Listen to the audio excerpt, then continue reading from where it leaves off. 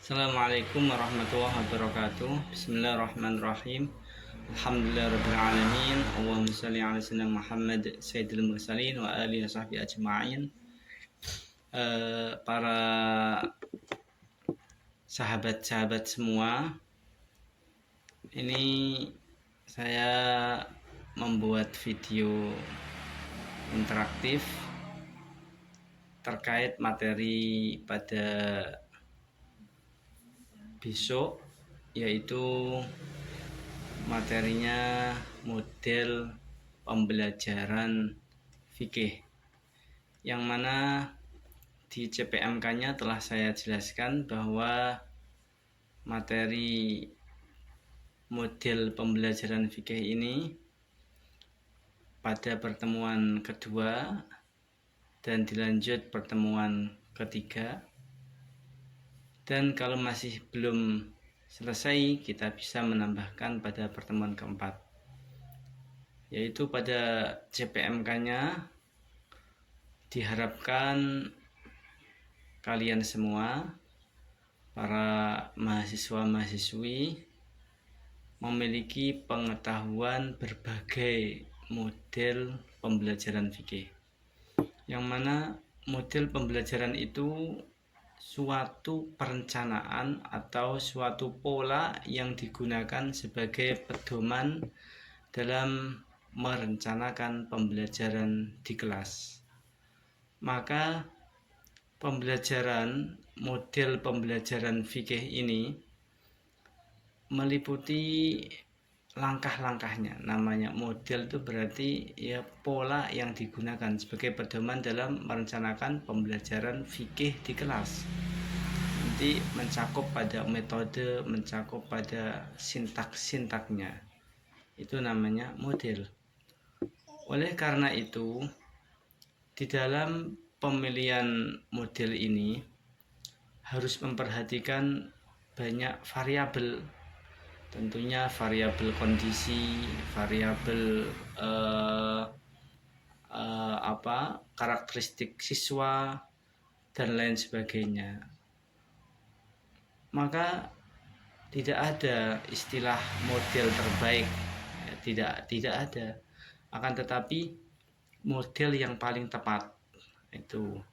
Kemudian model pembelajaran fikih tingkat sekolah dasar atau tingkat madrasah ibtidaiyah ini nanti akan kita bahas bersama, yang mana banyak model pembelajaran seperti model discovery learning, PBL, model jigsaw. Sebagian para ahli mengatakan jigsaw itu dikategorikan model, tidak metode, model struktural dan lain sebagainya.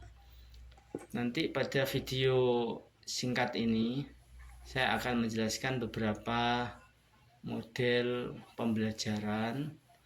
Nanti kalian semua harus bisa mengembangkannya, kemudian menerapkan pada pada model pembelajaran fikih yang sesuai dengan materi dan sesuai dengan karakteristik peserta didiknya. Yang pertama, misalkan model pembelajaran problem based learning, misalkan model PBL, yang mana model PBL ini ya lebih pada mengkaitkan permasalahan aktual. Nah, di sini di model pembelajaran di PBL ini langkah-langkahnya di dalam keterangan beberapa para ahli itu menyebutkan, nanti ini bisa dikembangkan langkah-langkahnya. 1. Guru menjelaskan tujuan pembelajaran. Nomor 2, guru membantu siswa mendefinisikan dan mengorganisasikan tugas belajar yang berhubungan dengan masalah tersebut. Kemudian guru mendorong siswa untuk mengumpulkan informasi yang sesuai, pengumpulan data dan lain sebagainya. Guru membantu siswa dalam merencanakan serta menyiapkan karya yang sesuai. Guru membantu siswa untuk melakukan refleksi dan evaluasi. Nah, ini beberapa langkah dari PBL. Maka bisa mungkin ya untuk pembelajaran fikih ini, kalau saya membayangkan model PBL ini bisa diterapkan ketika misalkan siswa diminta untuk diminta untuk eh, memecahkan masalah dalam situasi yang nyata. Misalkan ada kasus apa, ya, kemudian di tinjauan fikih itu seperti apa. Ini kalau SD ini apakah bisa ini? Nanti silahkan kalian pahami, kalian pelajari model-model itu, kemudian aplikasikan yang sesuai itu model apa dengan menyesuaikan karakteristik peserta didik juga materinya. Kemudian dari model PBL ini kelebihannya, misal satu, siswa didorong untuk memiliki kemampuan memecahkan masalah dalam situasi nyata. Dua, siswa memiliki kemampuan membangun pengetahuannya sendiri. Ketiga, pembelajaran berfokus pada masalah sehingga materi yang tidak ada hubungannya tidak perlu dipelajari. Ya, misalkan jadi ini terkait tema-tema yang aktual, yang masalah yang dalam situasi nyata.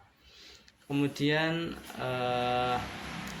juga terjadi aktivitas ilmiah pada siswa melalui kerja kelompok. Nah, ini misalkan kalau dalam fikih ya disuruh gali takbirnya, gali dalilnya. Tapi kalau untuk SD apakah tepat, nanti silahkan didiskusikan. Ini saya hanya menjelaskan beberapa model pembelajaran. Kemudian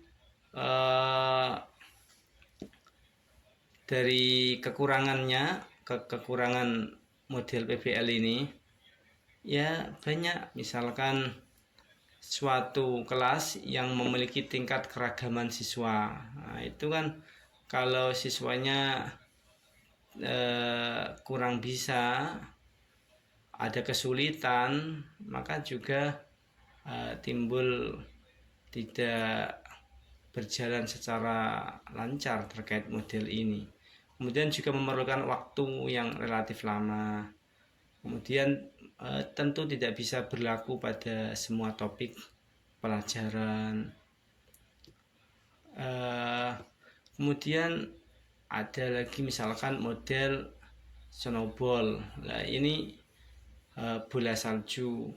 Nah, ini sebagian para ahli mengatakan ini termasuk model, tidak metode, yaitu suatu model pembelajaran yang dapat menggali potensi siswa dalam membuat dan menjawab pertanyaan melalui sebuah permainan imajinatif dan dengan melempar bola itu ya, yang terbuat dari kertas. Nah, ini gambarnya, gambar snowball.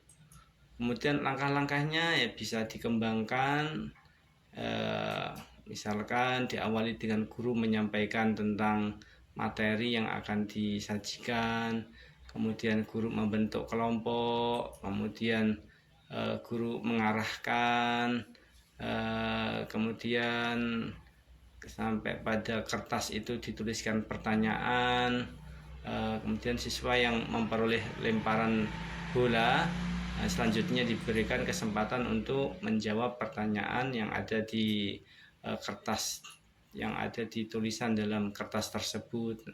Kemudian terakhir guru mengevaluasi. Nah, ini mungkin masih bisa diterapkan dalam pembelajaran, dalam model pembelajaran fikih kalau menurut saya, kalau untuk tingkat dasar. Tapi kalau untuk sudah sanawiyah, sudah aliyah, itu mungkin bisa pakai PBL. Baik, maka sebetulnya masih banyak model-model pembelajaran, baik pembelajaran fikih maupun pembelajaran yang lainnya. Misalkan ada model discovery learning, ada inquiry, ada model jigsaw, ada model TGT, model struktural, model kooperatif dan lain sebagainya. Itu yang bisa saya sampaikan, semoga bermanfaat. Assalamualaikum warahmatullahi wabarakatuh.